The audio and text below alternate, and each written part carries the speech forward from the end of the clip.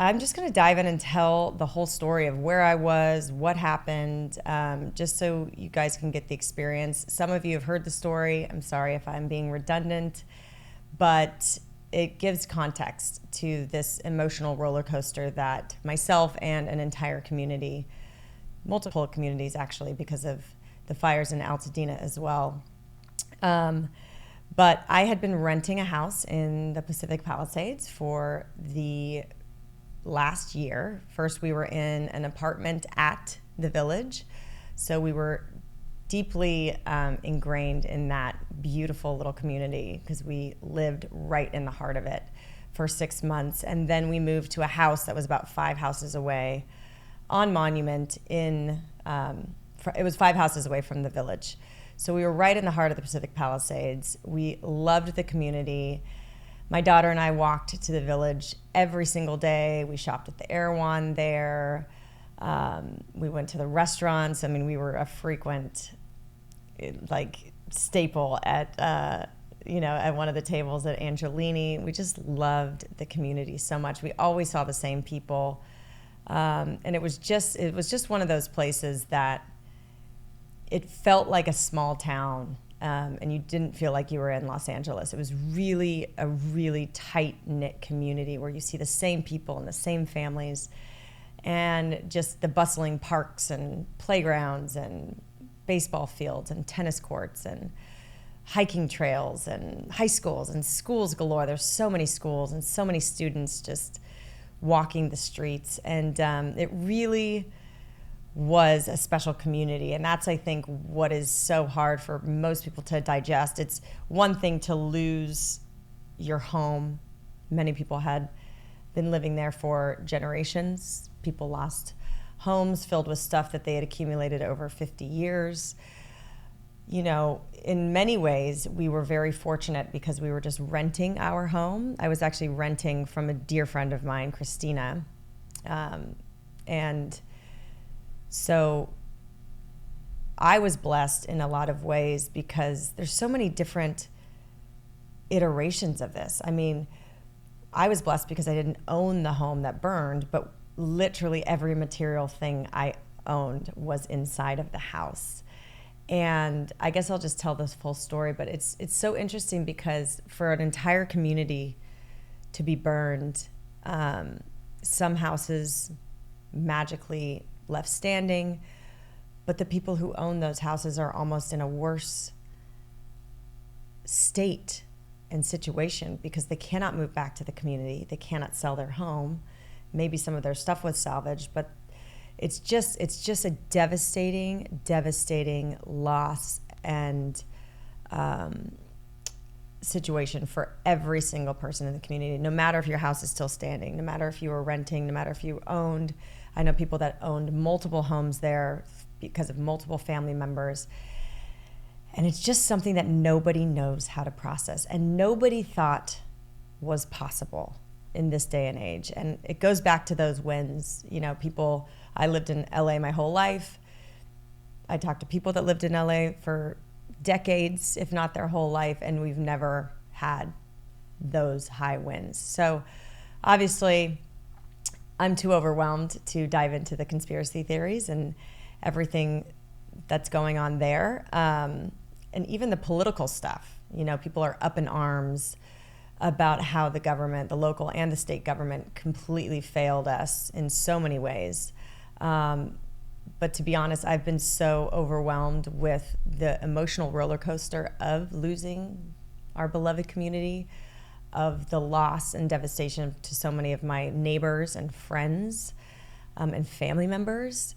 And some of them didn't have insurance. I mean, just the whole situation is very dire, and it's been a very complicated just ride of emotions, and nobody really has any sort of strategy for going on that ride. We're just putting one foot in front of the other and laughing, crying, screaming, venting, the whole gamut. So I guess let's start at the beginning. I had left on Sunday to fly to Seattle to do the 40 Years of Zen program that Dave Asprey offers. And I was so excited. I knew that this is the way that I wanted to start my year. And if you listen to my last solo podcast, many people have pointed out that, I had talked about this emotional, like the most intense emotional year of my life was 2024. But I kept saying, a few times in the podcast, that I was through the fire. I was through the fire. And then, of course, cut to 1 week into 2025, and an actual fire came and completely wiped my slate clean.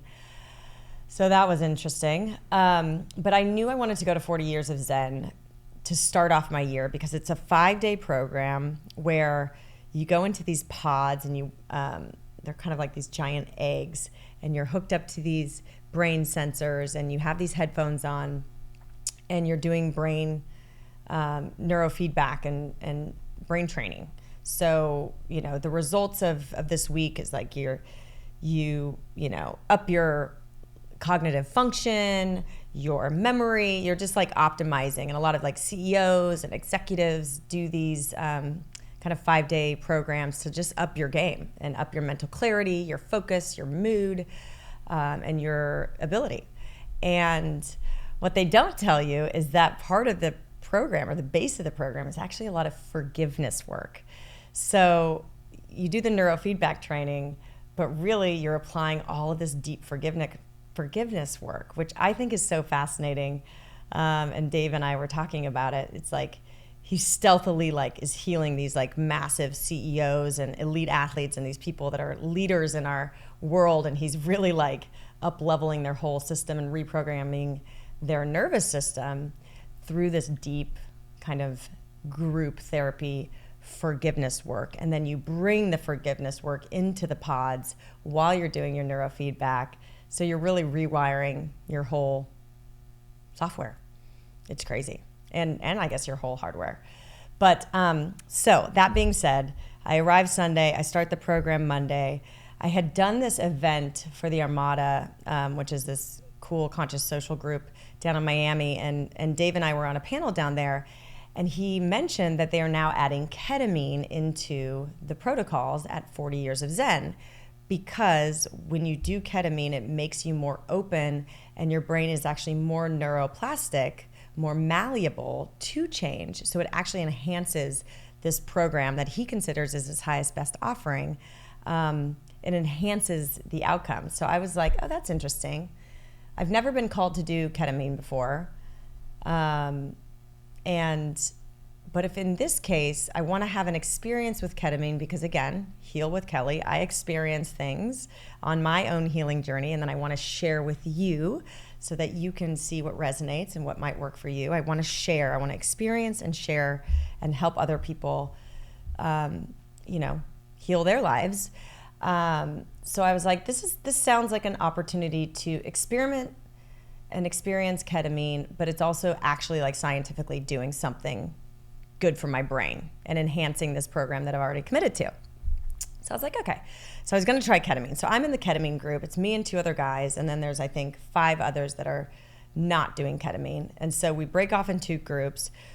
And it's all about this forgiveness the first day on Monday.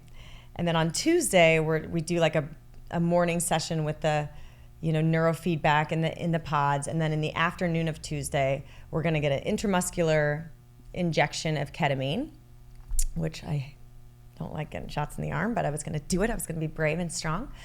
And then you go on this ketamine journey while still doing neurofeedback. So I don't know. I was kind of nervous, but kind of excited. And at lunch, which we weren't eating lunch because we were fasting to do the ketamine, I check my phone, because the phones are away because we're just really in this deep work for 5 days. Thank you for listening to the Heal with Kelly podcast. Be sure to tune in every Thursday for more empowering wisdom and inspiring healing stories. And make sure you hit the follow button on Apple, Spotify, or wherever you get your podcasts so you don't miss that one episode that holds the answer you've been searching for. Oh, and if you found this episode inspiring, please rate, review, and share Heal with Kelly so that we can grow our audience and reach more people. We truly appreciate it. Lots of love.